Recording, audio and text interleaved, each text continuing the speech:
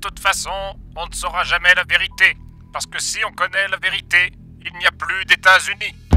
Bonjour à Poscaille, voilà ce que le général de Gaulle a dit à un ministère en rentrant des obsèques du président américain Kennedy, connu aussi sous le nom de JFK. Et quelques jours plus tôt, ce dernier avait été mis à mort publiquement. Autant dire que c'est l'un des événements les plus marquants de l'histoire contemporaine. Ce 22 novembre 1963, une fusillade de seulement quelques secondes a suffi à faire basculer le monde dans la sidération. Suite à ça, pendant plusieurs jours, une majorité d'Américains a même souffert de troubles anxieux et d'insomnie. D'ailleurs, j'en profite, mais si vous aimez les mystères et les choses sombres, sachez que sur mon autre chaîne Contes fait con, je raconte beaucoup d'histoires vraies à ce sujet. Que ce soit des choses paranormales ou tout à fait terre à terre, il y a de la matière. Allez jeter un œil. Sur ce, on reprend. Comment en est-on arrivé là? Comment a-t-on pu tuer John Fitzgerald Kennedy aussi facilement? Eh bien, c'est à ces questions que la commission Warren a tenté de répondre à l'issue de son enquête de 8 mois. Et elle a trouvé le coupable? Oui, sauf que le souci en fait, c'est que ce rapport n'a pas vraiment convaincu. En fait, 3 ans après sa publication, eh bien 80% des Américains déclarent ne pas croire à la version officielle. Il y a alors des théories complotistes qui émergent un peu partout. Ouais, même à l'époque ça existait. Dont certaines sont encore plus fumeuses que le rapport Warren. Bref, les gens sont perdus et aucune réponse satisfaisante ne leur est proposée.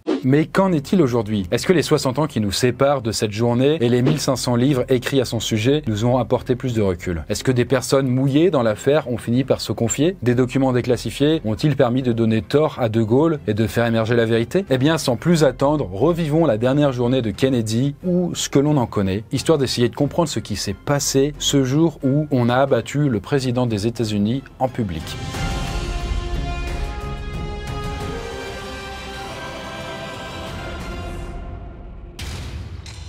« 8 heures.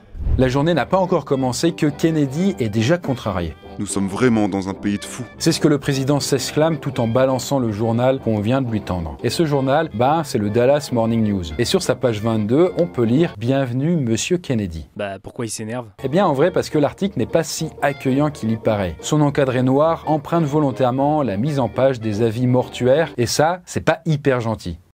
Méchant, c'est pas bien d'être méchant. Et puis ça ne se fait pas non plus d'appeler trop le président par son nom. Kennedy comprend qu'il ne va pas forcément être reçu en ami dans son étape de campagne électorale à Dallas. Parce que donc oui, il est en fin de mandat et donc il est parti pour se faire réélire. Et là, ce qui n'a rien d'ailleurs d'étonnant. Par exemple, les Texans ne sont pas forcément fans des démocrates. Parce que je le rappelle, mais en 63, le Texas est encore pas mal porté sur la ségrégation raciale. Et leurs valeurs sont plutôt conservatrices, quoi.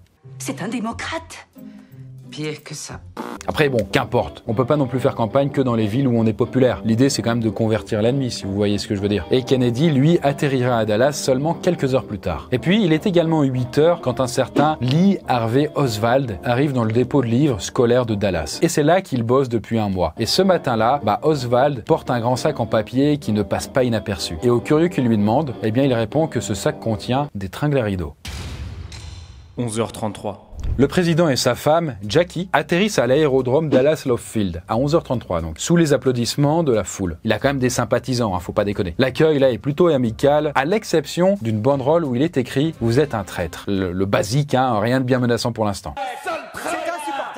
Après avoir serré quelques paluches et discuté pendant un gros quart d'heure, eh bien, le fameux traître et sa femme se sont installés à l'arrière d'une limousine Lincoln Continental. Direction le centre-ville pour défiler avec tout le cortège présidentiel. C'est pas un peu imprudent de se balader en décapotable dans une ville hostile? On va dire que les campagnes électorales, sont toujours des moments un peu exposés, mais normalement, la situation est sous contrôle, puisque la police locale et les 70 agents du président sont censés avoir parfaitement reconnu et sécurisé l'itinéraire du cortège, du moins en théorie. Midi. Voilà, il est 12h et contre toute attente, le défilé se passe très bien. Tellement bien d'ailleurs que le chauffeur de Kennedy prend un petit peu la confiance et se permet quelques imprudences. Il roule très lentement et il s'arrête même à plusieurs reprises, notamment pour que Kennedy salue un enfant. Et en l'occurrence, ce gamin avait une pancarte qui défiait le président de venir lui serrer la main. Vas-y, viens, président, va. Viens ici que je te bute, enculé. Bref, la parade dans le centre-ville a duré pas mal de temps, une grosse demi-heure on va dire, jusqu'au moment fatidique où la limousine a négocié son dernier virage en direction d'Elm Street. Elm Street, c'est la dernière ligne droite avant la voie rapide qui permettra à la voiture d'accélérer et à ses occupants de se détendre. Il ne reste donc plus que quelques passants à saluer et le couple présidentiel pourra tranquillement prendre la direction du grand déjeuner où il est attendu. Enfin ça, c'est ce qui était prévu. Mais bref, la voiture vient de s'engager sur Elm Street quand Madame Connally, donc la femme assise juste devant le couple présidentiel, voilà, qui est la femme du gouverneur du Texas, elle se retourne vers Kennedy et lui dit « Maintenant, vous ne pourrez plus dire que les gens ne vous aiment pas, ici à Dallas. » Et elle a raison. Elle ne le sait pas encore, mais d'ici quelques instants, l'état de santé de Kennedy ne lui permettra plus de se plaindre des habitants de Dallas. 12h30. Voilà, il est 12h30 quand la Lincoln Continental passe devant le dépôt de livres où travaille Lee Harvey Oswald. Quelques dizaines de mètres après ce dépôt, la voiture a croisé un homme posté au bord de la route, qui a brièvement ouvert puis refermé un parapluie. En plein soleil? Tout à fait. Et comme s'il s'était agi d'un signal, le premier tir s'est fait entendre l'instant d'après. Et ce mec-là, il va finir par se faire arrêter? Oui, des mois plus tard, en fait, oui, il a été entendu, il a expliqué qu'il avait fait ça en référence à un premier ministre britannique, Chamberlain, qui portait souvent un parapluie noir. Voilà, une explication assez bizarre, mais il n'y a aucune preuve qui n'a été trouvée contre ce monsieur, puisque, je le rappelle, durant l'événement avec Kennedy, il avait juste ouvert et refermé un parapluie noir, mais il n'avait pas tiré, lui. Le tir était parti juste après. En tout cas, sur l'instant, après ce tir, est-ce que la foule panique? Pas vraiment, en fait. Pas mal de badauds pensent qu'ils viennent d'entendre une moto qui pétarade. Mais ils se trompent, bien sûr. En fait, une balle a bien été tirée et elle a touché le président à la gorge. Et c'est à ce moment-là qu'un certain Abraham Zapruder lance sa caméra du haut d'un escabeau tenu par sa femme et qu'il se met à filmer le reportage qui lui rapportera des millions. Ce reportage montre Kennedy qui se tient le coup, juste après le premier coup de feu. Le président ne semble pas comprendre ce qui lui arrive et il n'a malheureusement pas le réflexe de se pencher pour se cacher. Et son chauffeur semble lui aussi désorienté. Et d'ailleurs, il a le pire réflexe, ralentir. La voiture passe alors de 18 à 10 km/h, ce qui facilite la tâche du tireur qui porte le coup fatal au président quelques secondes plus tard. Et puis voilà, donc du coup, la deuxième balle, elle frappe en pleine tête et elle vaporise un nuage de sang et de matière cérébrale dans l'air. D'ailleurs, comble de l'horreur, Jackie Kennedy regardait son mari au moment où l'arrière de sa tête a explosé. D'ailleurs, je note que le gouverneur Connally, qui était lui aussi dans la voiture, a lui aussi été blessé, mais non mortellement, par une balle. D'ailleurs, il y a aussi un passant qui a été touché par un tir raté. En tout cas, 8 mois plus tard, selon la première enquête qui s'ouvre par la commission Warren, il y avait un tireur unique au 5e étage du dépôt de livres. Et il a tiré seulement 3 balles. En tout cas, sans rentrer dans les détails techniques, cette théorie du tireur unique qui a agi dans son coin, elle a pas mal de failles, qui oblige d'ailleurs une nouvelle commission officielle, le HSCA, à se pencher à nouveau sur l'affaire en 76, c'est-à-dire à peu près 13 ans plus tard. Et ce HSCA finit par conclure qu'il y a en vérité plus de 3 coups qui ont été tirés. Et là où ça a beaucoup d'importance, c'est que ça implique la présence d'un deuxième tireur. Parce qu'en réalité, une personne seule ne pouvait pas soutenir une telle cadence. Et d'ailleurs, pas mal d'éléments font penser que ce deuxième tireur était posté derrière la butte d'herbe, juste ici, là. En tout cas, c'est la première fois qu'une commission reconnaît officiellement la possibilité d'une conspiration. Mais complot ou pas, revenons du coup à l'instant T. Le président vient d'être touché mortellement. Juste après ce coup fatal, on peut voir la femme de Kennedy ramper vers l'arrière de la voiture. Certains d'ailleurs ont pensé qu'elle cherchait à s'enfuir. D'autres croient plutôt qu'elle a essayé de rattraper un morceau de crâne de son mari. Et en tout cas, c'est à ce moment que l'agent Clint Hill arrive à grimper sur la voiture présidentielle pour faire son travail de protection, même si c'est un peu tard, quoi. Et là, voici sa description de la scène. Je remarquai qu'une partie de la tête du président à l'arrière droit était manquante et qu'il saignait beaucoup. Une partie du cerveau était partie. Je vis un morceau de son crâne avec les cheveux dessus, sur son siège. Sur ces entrefaites, la voiture présidentielle a accéléré sur la voie rapide, en direction de l'hôpital Parkland Memorial, situé à 6 km de là. La femme de Kennedy, Jackie, du coup, essaiera de maintenir les matières cervicales dans la tête de son mari durant tout le trajet. 13h.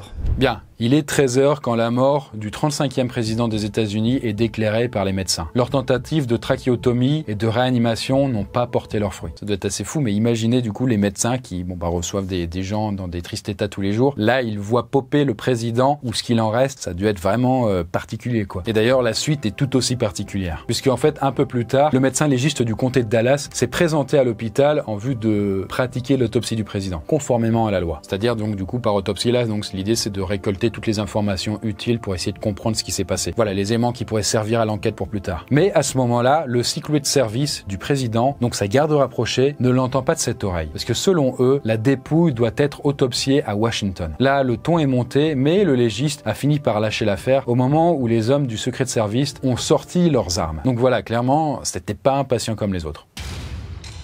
13h15.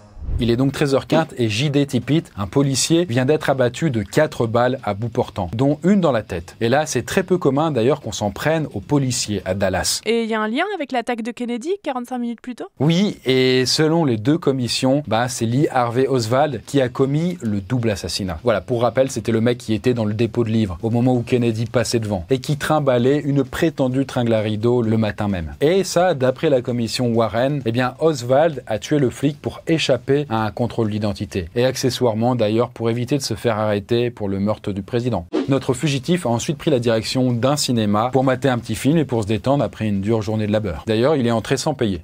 J'aime pas trop les voleurs et les fils de pute. Alors non, en vrai ça paraît une blague, mais en vrai il était sans doute pas venu se détendre, mais plus se cacher. Mais par contre il était entré sans payer. Et ça c'était quand même une grosse erreur de débutant, puisque un commerçant l'a trouvé louche et a prévenu la police. Là, 6 voitures de police se sont déplacées pour lui et voilà comment Oswald s'est fait interpeller, comme un bleu. En même temps à ce moment-là, tout pouvait être absolument louche. On devait être au code rouge, en fait du coup à Dallas. 14h38. Il est alors 14h38 quand le vice-président Lyndon Johnson prête serment et devient le 36e président des États-Unis. La scène se déroule à bord de l'avion présidentiel Air Force One et la veuve Kennedy est présente aux côtés du nouveau président, avec sa tenue encore tachée de sang. Ce n'est pas faute de vêtements de rechange. Jackie tient vraiment à ce que le monde voie ce qu'on a fait subir à son mari. Le mari de Jackie, dont le cercueil était d'ailleurs lui aussi dans la cabine de l'Air Force One. L'équipage avait refusé qu'on le mette en soute. Question en fait de respect. D'ailleurs, l'avion est rentré très prudemment à Washington, en volant exceptionnellement haut et même en faisant des zigzags pour éviter d'être pris pour cible. C'était dire à ce niveau-là le climat de paranoïa. On savait pas en fait du coup s'il y avait pas un grand complot ou une grande attaque en fait terroriste justement qui essayait de tout dézinguer dans les États-Unis. À la même heure, au QG de police de Dallas, la garde à vue d'Oswald commence et on ne peut pas en raconter grand-chose puisqu'elle s'est déroulée sans aucun enregistrement audio et écrit. 1h30 du matin. Et puis voilà, il est 1h30 du matin quand Oswald est inculpé pour le meurtre du président, en plus de celui du policier. D'ailleurs, les enquêteurs sont persuadés qu'il a agi seul à ce moment-là. Très rapide cette enquête. Très rapide, oui. Ils sont arrivés en fait à cette conclusion pour plusieurs raisons. Parce qu'Oswald avait acheté le fusil qui avait été retrouvé dans le dépôt de livres, parce qu'il était dans le dépôt au moment de l'assassinat, parce qu'il a sorti un flingue lors de son arrestation, et aussi parce qu'il était marxiste. Parce que moi je suis communiste. Ces indices confirment effectivement son implication dans l'attentat, mais elles ne prouvent pas tellement qu'il ait agi seul. A-t-il eu des complices parmi ses connaissances d'extrême droite? Est-ce que Oswald a été instrumentalisé? Peut-être que la mafia locale y a même participé. Autant de questions qu'on ne peut pas poser à Lee Harvey Oswald. Car, en fait, il s'est fait assassiner le surlendemain de son arrestation. Et ce, en fait, par un directeur de nightclub à tendance mafieuse qui n'avait absolument rien à faire dans le QG de police de Dallas. En fait, il a profité du transfert d'Oswald pour lui tirer dans l'abdomen devant toutes les caméras du monde.